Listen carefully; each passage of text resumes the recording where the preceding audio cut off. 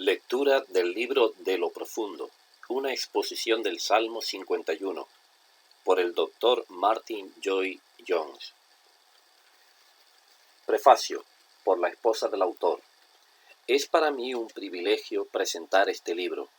Consta de una serie de sermones vespertinos sobre el Salmo 51, predicados en Westminster Chapel los domingos de octubre de 1949.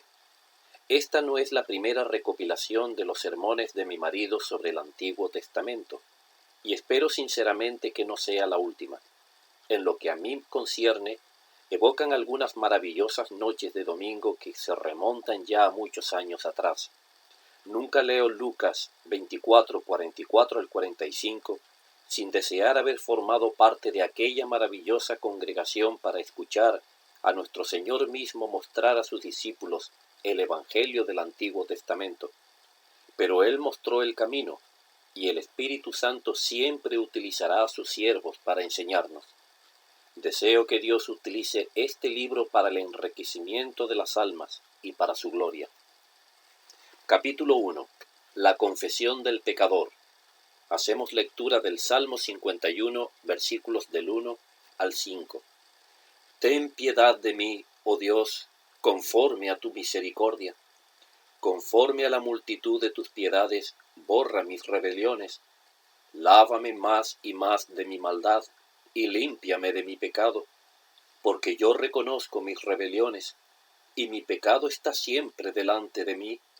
Contra ti solo he pecado, y he hecho lo malo delante de tus ojos, para que seas reconocido justo en tu palabra, y tenido por puro en tu juicio.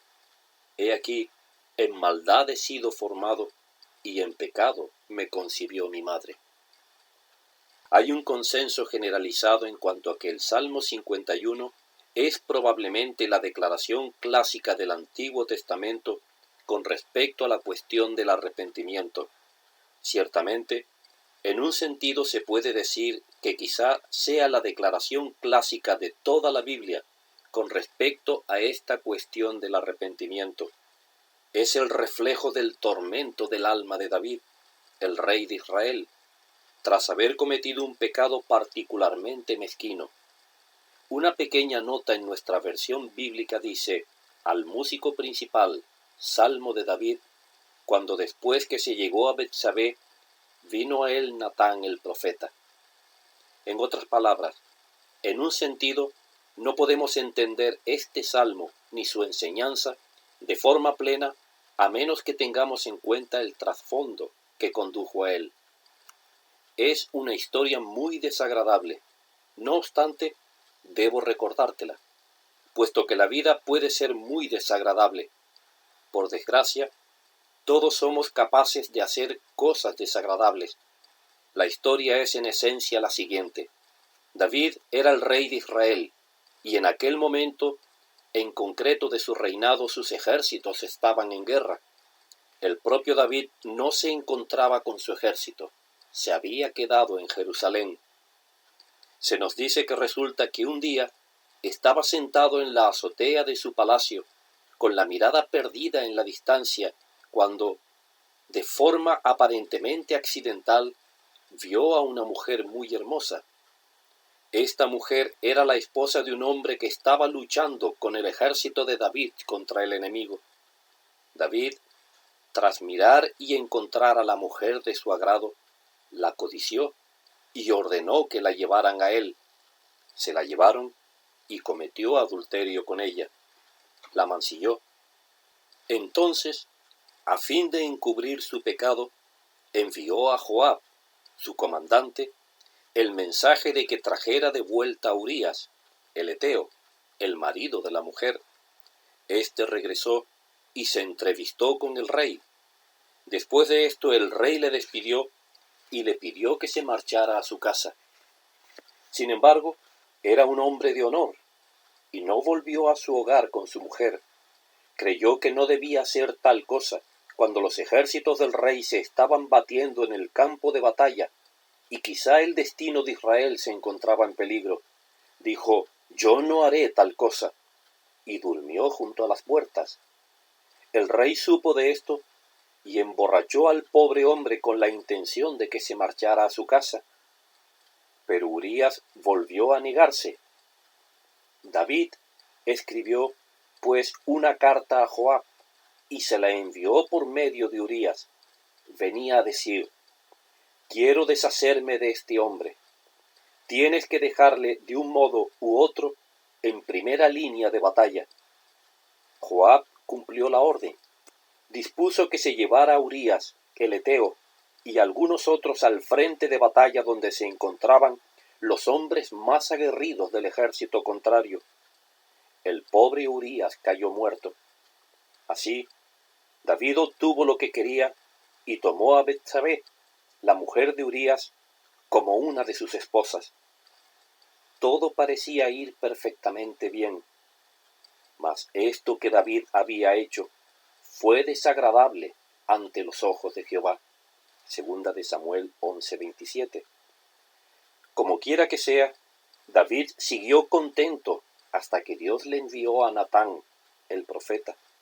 Natán dijo al rey: tengo algo muy triste que contarte.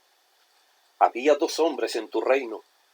Uno era un hombre muy acaudalado y tenía grandes rebaños y muchas ovejas y bueyes.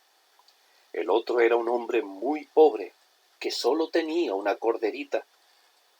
Era como una especie de mascota para él. Pero sucedió que, cuando alguien visitó al hombre rico, en lugar de matar una de sus propias ovejas, tomó la del hombre pobre, la mató y la preparó para su huésped. El pobre dueño quedó destrozado. David se airó y declaró: es preciso castigar de inmediato al que hizo algo tan ruin. Natán le interrumpió y le dijo: tú eres aquel hombre, indicándole que acababa de contarle una parábola para recordarle y señalarle lo que él mismo había hecho en el caso de Urías, el heteo. Ese es el trasfondo. De pronto, David lo ve y le invade una sensación de vergüenza y horror. Y es en ese estado como escribe este Salmo 51. Ahora bien, espero estudiar este salmo contigo, porque centra nuestra atención de manera muy gráfica y vívida en algunas de las verdades y algunos de los hechos básicos con respecto a nuestra vida en este mundo. Está especialmente relacionado con la gran cuestión de nuestra salvación. Según la Biblia, forzosamente debemos dar ciertos pasos antes de poder conocer la salvación de Dios en Jesucristo. Vamos a la iglesia cada domingo porque nos preocupa la propagación del Evangelio de nuestro Señor Jesucristo. La única razón que tengo para estar en el púlpito es que creo que este libro contiene el camino de la salvación de Dios para el género humano. Es lo único que necesita el mundo hoy en día. Es la respuesta a las necesidades del hombre y, sin embargo, los hombres y las mujeres hacen caso omiso de él y lo ridiculizan. Hay muchos a quienes les interesa y que, sin embargo, no han experimentado su poder y su gracia salvadora. ¿Por qué? Bien, simplemente diría que no han comprendido que es preciso que sucedan ciertas cosas antes de que un hombre pueda experimentar la gran salvación que se puede encontrar en este Evangelio. Hay ciertas cosas que debemos comprender, que debemos asimilar, y la primera de ellas es el arrepentimiento. Ese es el motivo de que comencemos con este salmo. Debemos tener clara toda la cuestión del arrepentimiento. Cualquier caso de conversión que encontremos en la Biblia incorpora siempre este elemento del arrepentimiento. Si leemos la vida de los santos, la historia de los hombres de la Iglesia de Dios de tiempos pasados, veremos que todo el que ha conocido verdaderamente y la experiencia y el poder de la gracia de Dios en esta vida es siempre alguien que da muestras de arrepentimiento. No dudo, pues, en hacer la aseveración de que no hay salvación posible sin arrepentimiento. La necesidad de arrepentirse es uno de esos principios absolutos que la Biblia no argumenta, simplemente lo declara, simplemente lo postula. Afirmo que es imposible que un hombre sea cristiano sin haberse arrepentido. Ningún hombre puede experimentar la salvación cristiana a menos que sepa lo que es arrepentirse. Por este motivo, hago hincapié en que es una cuestión vital. Cuando Juan el Bautista comenzó su ministerio, salió y predicó el bautismo de arrepentimiento para remisión de los pecados. Ese fue el primer mensaje del primer predicador. Marcos nos dice que nuestro propio Señor y Salvador Jesucristo fue de un sitio a otro predicando la necesidad del arrepentimiento. El arrepentimiento es absolutamente vital. Pablo fue de un lugar a otro predicando el arrepentimiento ante Dios y la fe en nuestro Señor Jesucristo. Pedro predicó en el día de Pentecostés el primer sermón auspiciado por la iglesia cristiana, y cuando hubo terminado, ciertas personas exclamaron: ¿qué haremos? Arrepentíos, dijo Pedro. Sin arrepentimiento no se puede conocer ni experimentar la salvación. Es un paso esencial. Es el primer paso. Muy bien, dirá alguno, ¿a qué te refieres cuando dices que debemos arrepentirnos? Bien, este salmo es una declaración clásica con respecto a toda la cuestión y la doctrina del arrepentimiento. En este primer estudio solo quiero tratar un aspecto y un paso, el que considero el primer paso en el arrepentimiento. Es la convicción de pecado, o, si así lo preferimos, la confesión de nuestra pecaminosidad. Si quisiéramos dar un título a este sermón, podríamos decir que vamos a tratar la cuestión de la confesión del pecador, nuestra convicción de pecado y la confesión de nuestra pecaminosidad. Nuevamente, aquí tenemos algo que no dudo en calificar de absolutamente esencial. Los hombres no entienden muchas de las cosas del Evangelio cristiano porque no han entendido en primer lugar la enseñanza bíblica con respecto al pecado. Hay muchas personas en la actualidad que dicen no ver la necesidad de la encarnación, que no entienden todo este discurso acerca de que el Hijo de Dios vino a la tierra, que no entienden este discurso acerca de los milagros y de lo sobrenatural, que no encuentran lógica en la idea de la expiación y en términos como justificación, santificación y nuevo nacimiento. Dicen que no entienden la necesidad de todo esto. Argumentan del siguiente modo: ¿no ha sido la Iglesia quien ha desarrollado todas estas ideas teóricas y puramente abstractas? ¿No son cosas engendradas en las mentes de los teólogos? ¿Qué tienen que ver con nosotros y dónde está su pertinencia en la práctica? Quisiera señalar que las personas que hablan de esta forma lo hacen porque no han entendido la verdad con respecto al pecado. No han comprendido plenamente el significado de la enseñanza bíblica acerca del pecado. No han comprendido que ellos mismos son pecadores. Pero la Biblia, en fuerte contraste, insiste en esto constantemente, de principio a fin. Ciertamente, yo plantearía en estos términos el desafío de la Biblia al mundo moderno.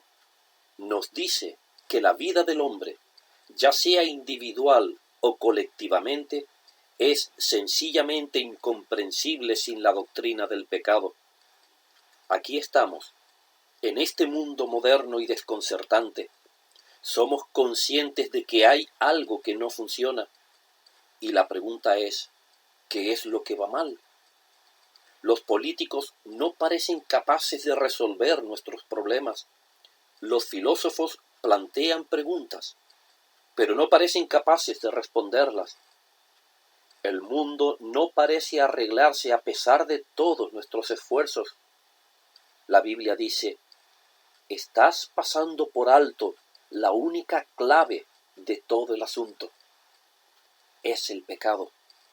Aquí está la causa de los problemas en los individuos, en las relaciones humanas más cercanas, en las relaciones internacionales por todas partes. Ahí está la dificultad. Ahora bien, la Biblia lo recalca de principio a fin y de una manera asombrosamente franca. Esto me resulta siempre una de las cosas más extraordinarias y fascinantes de este libro. No oculta nada. No puedo entender al hombre que no cree que este libro es el libro de Dios. Es tan sincero. No intenta maquillar a sus más grandes héroes. No intenta crear un gran fresco con un conjunto de héroes intachables. Eso es lo que hace la mitología y el ser humano en general. Pero la Biblia no lo hace jamás. Muestra a los hombres tanto en su debilidad como en su fortaleza. Lo hace por una sola razón. Su interés último no se encuentra en absoluto en estos hombres, sino en la verdad de Dios. Quiero que veas que la idea común de que los cristianos afirman ser mejores personas que los demás es una desfiguración absoluta de la postura cristiana. La postura cristiana es más bien creer que no hay esperanza alguna, salvo en la gracia de Dios. Soy lo que soy por la gracia de Dios. Esa es la afirmación bíblica. El argumento de la Biblia es que la única esperanza del hombre se encuentra en el Evangelio y en la gracia de Dios. Este es un evangelio para pecadores. En un sentido, no tiene nada que decir al hombre hasta que éste se ve como pecador. En otras palabras, la finalidad de sus afirmaciones es hacerle verse como pecador. La Biblia no tiene nada que decir a un hombre que no se ha arrepentido. Su primer llamamiento es un llamamiento al arrepentimiento. Así es como trata esta terrible doctrina del pecado. Y su argumento acerca del pecado se puede expresar de la siguiente forma. El pecado es un terrible poder maligno. El pecado es algo tan terrible, tan poderoso, que nos vence a todos. Todo hombre que haya vivido en el mundo ha sido víctima suya. Nos dice que el poder del pecado es así de grande y terrible, que hasta un hombre maravilloso y extraordinario como David, el rey de Israel, pudo caer de la forma que ya he descrito. Ahora bien, dice la Biblia, hasta que comprendas que te estás enfrentando a un poder semejante, no habrás empezado a pensar con claridad. Si no comprendes que mientras estés en esta vida y en este mundo, este poder infernal se encontrará dentro de ti y a tu alrededor, serás un mero aprendiz en estas cuestiones. El hecho es que en este mundo hay principados y potestades, gobernadores de las tinieblas, huestes de maldad en los lugares celestiales que buscan e intentan derribarte. Esa es la doctrina bíblica del pecado. Esa es la terrible revelación de este salmo. El primer paso del hombre debe ser comprender y confesar su pecaminosidad.